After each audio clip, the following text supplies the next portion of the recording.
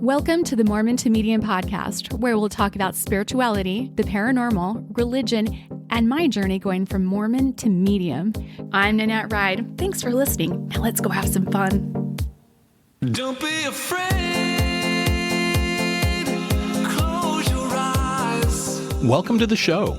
This is the last of our three-part series collaboration with the Shit Behind the Show podcast. Be warned, this episode does deal with sensitive topics, including suicidal ideation, along with immature jokes and adult themes. Listener discretion is advised. Oh, I almost forgot. Make sure to listen to episodes 93 and 94 to catch up on the first part of this conversation. I actually had a psychic once tell me that, and so far everything on the timeline that she told me, this was when I first started my healing journey. She gave me a reading of like my whole life and told me the house I was going to buy, all of this. And she said, your guy, you're going to meet him and he's everything on your list, which I didn't tell her I had a list. I have a list too in my phone. And she said, and he has done his work. And at that time I was like, done his work? You're like, what does I just that got mean? full body chills. Yeah, I kid you not. That's Yeah. awesome. I was like, done his work. I haven't even fucking done my work. Like, what the hell, you know? I didn't really understand what she meant at that time because I was just barely starting my journey when I talked to her. So Yeah. Cool. she told me I would be speaking to the world. And this was before my podcast. That's so cool. Yeah. Get on it. Go find him. Thank you. You are actually very much appreciate it. So yes, I absolutely love your story. I love when I see posts that you two post about each other. Like you can tell it's genuine. It's not just like, oh, my spouse is the best, to throw it out there on social media. Have you ever seen those couples where you go, oh shit, they're struggling. Look at all these posts that are going extra and overboard. And you can tell and you're like, oh yeah, they're just trying to make everyone think it's good. Oh, people probably laugh at me because people know what's going on now. Not that I have not meant it. Like, not that when I've posted pictures and I have said, like, this guy's being great. He is in the moment, right? Yeah. Everything's great in the moment. But a lot of people close to me are like, okay, I'm glad he's being good right now. Well, but you can tell when people are trying to force it. Yeah. Like, I've seen people out there who'll post things and like, oh, she's so wonderful or blah, blah, blah, blah, blah. And you're like, are you just pushing this issue? I don't know how legitimate that is. I have a friend like that and I make fun of her all the time because, you know, I won't say names or go into specifics, but I mean, he went on a quote unquote work trip. Uh-huh. And she posts, oh, my man is so great. He changed the battery in my key fob and he changes the oil. And I'm like, and he just got back from a work trip where he called her and he was with another woman. What? Are you shitting me? Wow. And she's still with him? And we are no longer friends because I called him out. I called him out Good. on it. And she's not allowed to hang out with me anymore. Oh, because Wow. you pointed out that that Mhm. was a douche move? Yeah, to him. I was like, not Imagine okay. that. Like, Yeah. oh, wow, you have some, Yeah. I texted him and I said, you need to do better, bro. And yeah, we are no longer friends. well, at least it wasn't a fishing trip like on Brokeback Mountain. They would go fishing. Ew. Only your husband. And you want one like that? I mean, it keeps things entertaining. I kid you not. He is hilarious every day, and I never know what he's going to do. Like, literally. Like, seriously, a couple of months ago, I'm in taking a shower, steam all over the place. I'm washing my hair. And he comes in and turns the camera. So, like, he's in the camera, and then I'm in the background, and he takes a picture. And I notice it, so I cover my boobies, and I'm like, what? Like, what are you doing? And he just does like his goofy face, and then he sends it to me. And I'm like, he goes, that's the cutest face of you. And I'm just like, there are boundaries. There are certain times when you're just not funny. But he always he'll find my phone and I'll have like 6 selfies. Oh, yeah. Back to back. You just posted this a And couple he'll days ago. Yeah, but no, it's a thing. I can show you. There's hundreds. He's just of going there them. snapping. Yeah, there's some sexy ones. There's some funny ones. There's some his eyes are bulging out. There's some where you only see this much of his face. Like, I mean, it's hilarious. Like every single day, he has something new, and I think there's just a party in his head all the time. Yeah, I agree. There definitely is. Nobody wants to be inside this brain.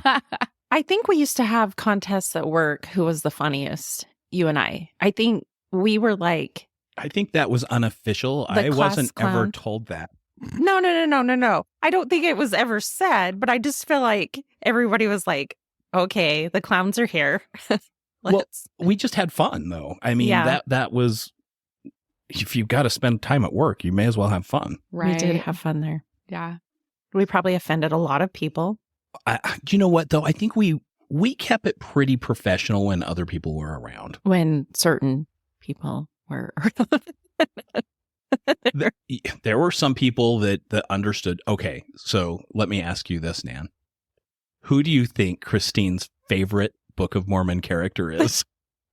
Tian Kung. Yes. Tea and Come. Yes. I know. You have to Because say you it. Third. No, I don't.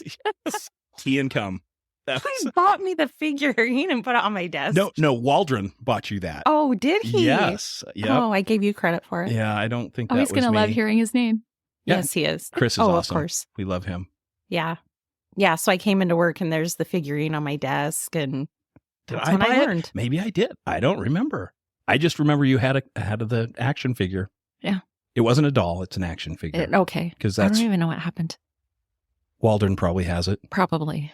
We'll have to. Okay, Waldron, if you have Tea and Come, please reach out. Let us know. Please. Yeah. Christine misses him. I was the butt of most jokes, but I loved it. I did love it because I would walk in the morning all bubbly. Again, though, what I learned about myself at that time, I was funny. I made everyone else laugh, but I would go home and cry Oh, Yeah. pretty much every day. It was like I lived to make others happy and laugh and joke all the time, but I was hiding a lot. Hence the shit behind the show. yeah. You know, you put on this big show and this mask, like everything's great. Look at me. I'm living this great life. People post tons of pictures on social media, like, oh, look at me having fun. Look at me with my kids. And really behind all of that, they are dying inside. It's like Robin Williams. And that was me. Yeah. And I don't know if you know this part, Nan. We could go on for hours here, by the way.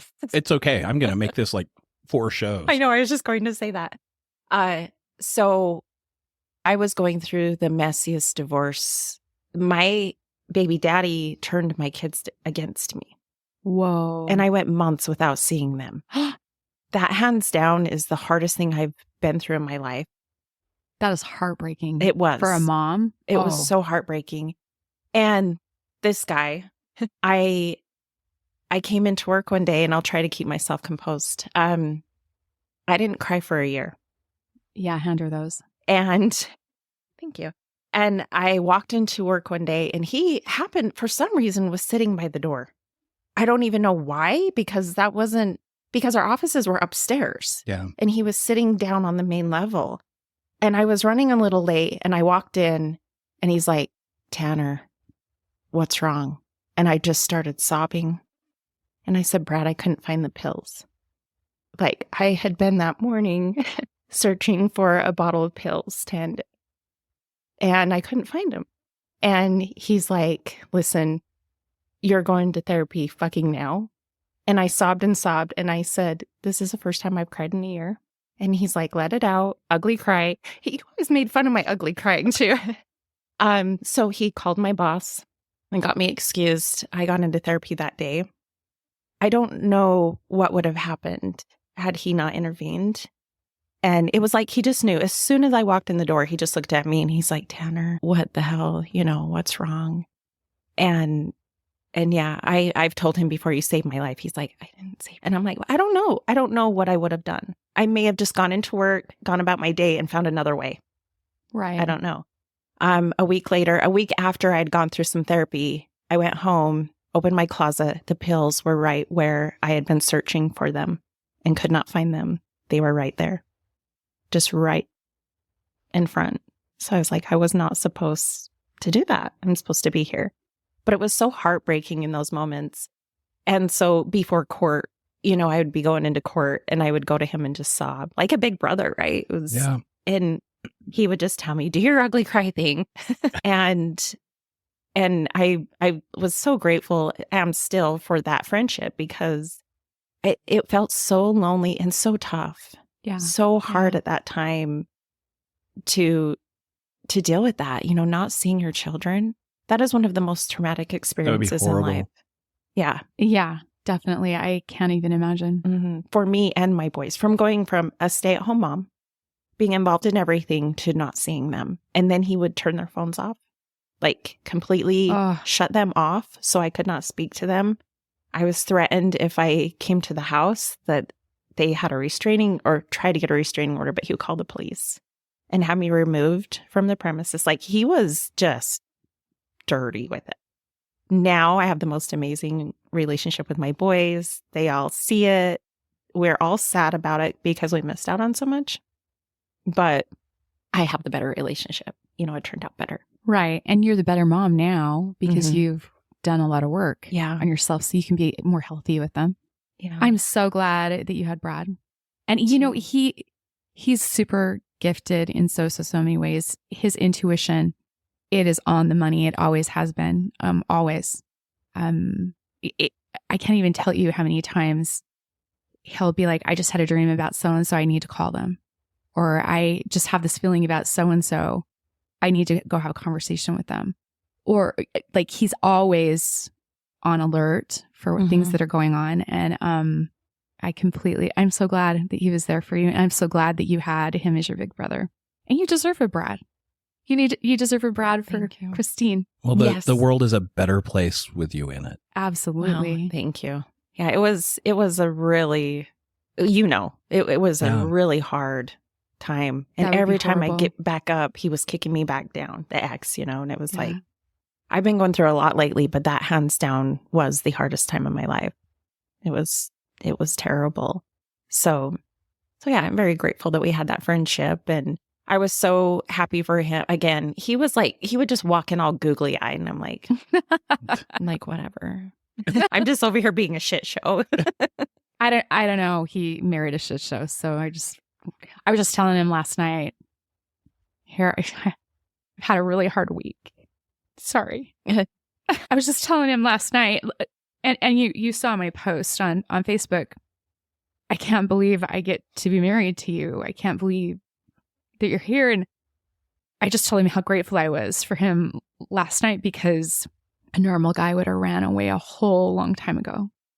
Because I'm not good certain times of the year, and you can't see it coming. Like, all of a sudden it's this festering sore that I just lose my shit, and he is the one that has to pull me together or hold space for me. And he has always been willing to sit in my shit with me and just hold that space. And he always asks me, what can I do? And I don't know what he can do other than just let me know that I'm safe. Yeah. You know, to be able to go through whatever I'm going through. So, remember how I was just talking to you about the traumas and how one trigger will make them all come down? I learned that from my awesome counselor, Justin, who we've had on the show. And I went to him yesterday. Yeah, yesterday.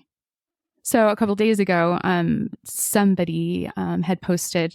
Actually, I'll back up to last June. Some stranger had reached out on Messenger who were not friends. Okay, and you know how when someone's not a friend on Messenger, it's like back behind, you know, friend requests or whatever, and you hardly ever see them. Yeah. Well, he had said, I'm writing a book about Corey, and I'd really like you to be involved. He didn't ask if I wanted him to write the book. Didn't know who he was. And he's like, it's a true crime, and this is what I'm going to do. And I felt very violated. Yeah. And it sent me kind of circling in the drain back last June. Yeah. And so I just never answered him because I was like, he's a nut job, like whatever. Not going to address this. Well, a couple of days ago, he got on. I'm not going to go into details because people can actually track this shit down.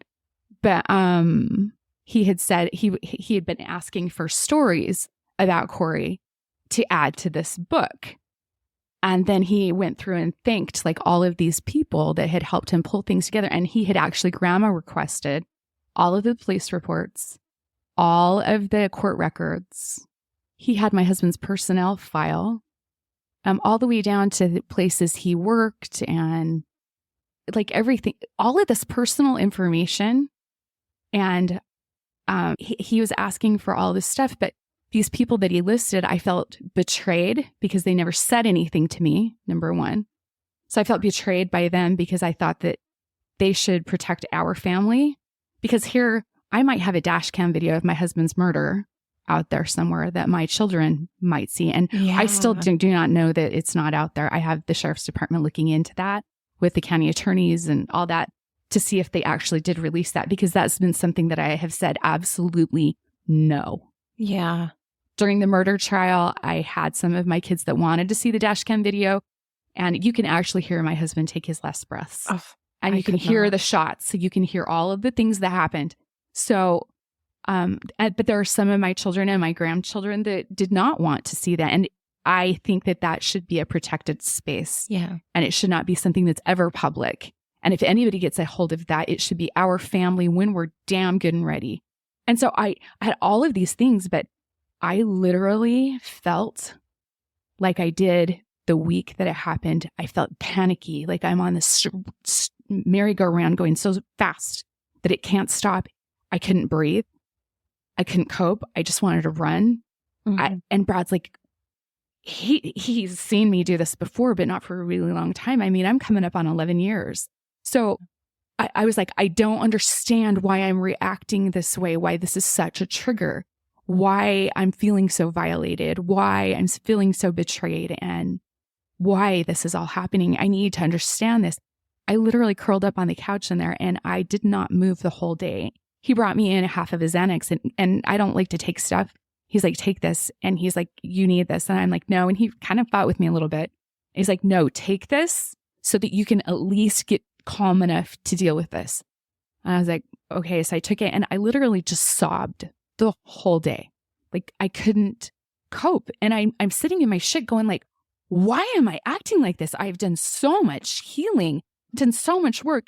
And he kept coming in. What can I do? What can I do? And I'm like, I don't know. And then I looked at him and I said, I need you to make him stop. I need you to find out who he is. I need you. Like I gave him a list and he went and did it. He went and read everything, told me who this person was and that he was a fruit cup and like all these different things, and put my soul at ease by the evening time. I love that. But he was just like, just tell me what to do and I'll do it. Like, and literally, if I told him that I wanted him to go fuck the guy up, I think he probably would have at this point. Like, he would do anything for me. And I know that. But I didn't, here I am, this healer, and I help all these people and I've done my work. I have done my work. Mm-hmm. But that's why I went to Justin yesterday, because I'm like, my counseling appointments aren't you go in and you dump. It's Justin, I need tools. This is what happened. Tell me the tools. Why the fuck did I do this? Why is this? What's the mechanisms so I can fix it? Because you're an Aries. I overanalyze everything. Well, I do the same thing with mine. So yeah, it's so fine. You totally get it, right? Well, the funny thing is Justin's trying to understand everything, and I have not told him everything. He doesn't know everything. He knows my husband was killed. He knows the basics. He's been on our show. He's talked to us, but he does not know all of my trauma. Uh-huh. And so he starts asking me questions, and then all of the traumas start coming out.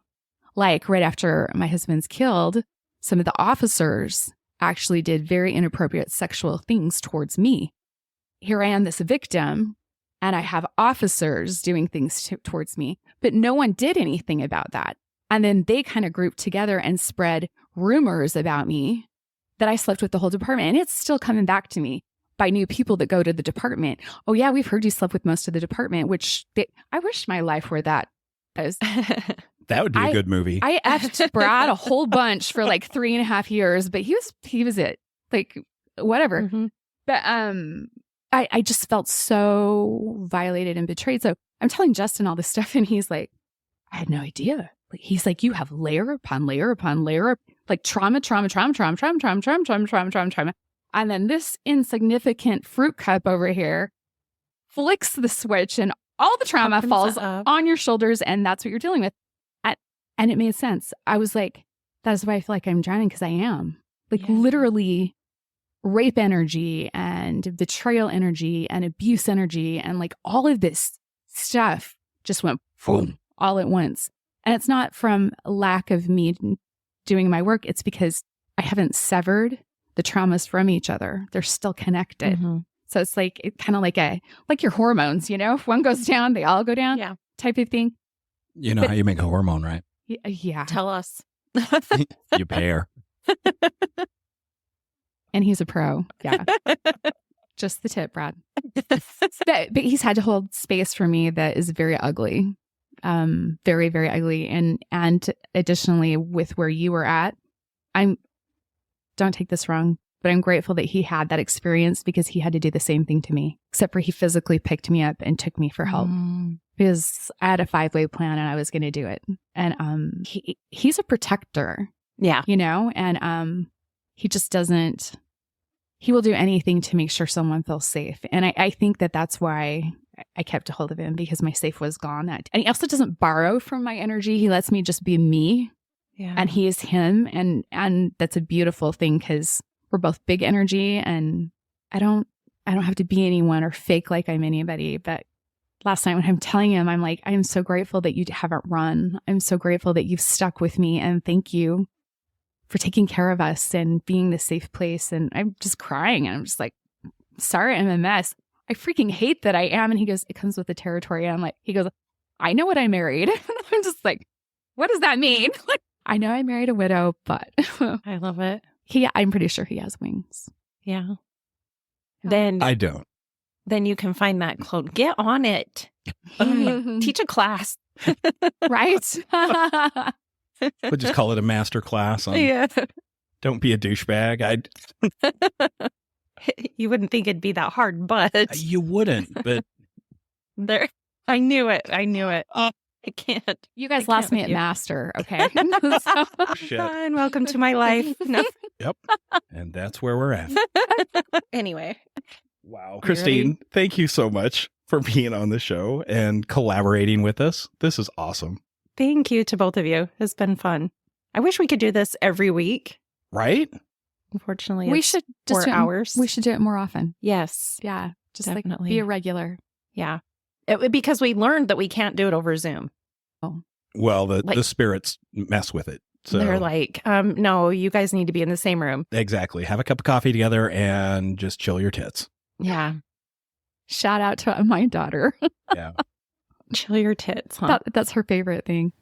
Mom, just chill your tits. Yeah. Nan starts getting a little intense, and Kylie will remind her, Nan, just chill your tits. It's okay. Another t-shirt idea. Yeah. Right. That's a good one. There's a lot of possibilities with that t-shirt. You have 2 little ice cubes right where the Yeah. nips are. This Your guy. tits. That's because he has diamond cutters for tits. Seriously. His nipples always stick out. Like, tune in Tokyo. Do you know what? I don't think it's very kind to make fun of people's physical appearance like Yes, that. you do. All right. Okay. There Thanks we go. again. Yeah, thank you. Hey, everyone out there, please make sure you tune in and listen to the Ship Behind the Show podcast. It's a great show. You get to hear a lot more about Christine and her story, and it's a ton of fun. You can listen to it anywhere you get your podcast, right? Yes. And also, please tune in to Mormon to Medium. You know, I listen to very few podcasts, but I love yours. But I dislike Brad's voice because it's so perfect. It's so perfect. Right? Oh, Lord. He has a broadcaster voice, Yes. right? Not fair. Perfect for podcasting, and I'm jealous. Wow. Anyway, Thank you. This show has really boosted my ego today. I think so. I really appreciate the two of you. Thank you so much for making me feel very good. You're Awesome. welcome for stroking your ego. Yes. Welcome. And until next time. Yep. Thank you so Thanks, much. guys. We'll see you On the other side of the bell.